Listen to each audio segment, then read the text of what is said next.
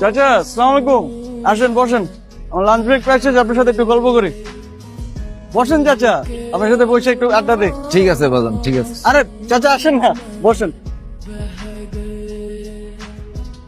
রুটি কেক কিছু খাবেন? না বাবা, চা বলছি। মামা চা দুটা দিও। চাচা এই গরমের ভিতরে এত কষ্ট করেন, বাড়িতে পোলাপান নাই নাকি দেখেন না কেউ? কি আর কোনো দুঃখের কথা, জীবনের কোন এক অভিশাপে সন্তান একটা দিচ্ছে আল্লাহ, কিন্তু মাই না।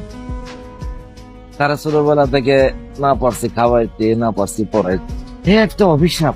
কি বলেন চাচা, এখন তো মেয়েরা কত আগে গেছে, এটা কোনো অভিশাপ না। এটা বাজান তোমাকে মতো বড় লোকদের মুখে মানায়। আমরা মাইয়াদেরকে ছোটবেলা থেকে খাওয়াইয়া পড়াইয়া বড় করি, তারপরে বিয়ে শাদী দেই, শেষ। পরের ঘরে গেলে কি আর আমার কথা মনে রাখবো? তার সাইডে যদি তোমার মতো একটা সাওয়াল থাকতো, বুড়া কালে আমারে দেখা রাখতো। আজকে তাহলে আমি আসি, আমার সময় শেষ।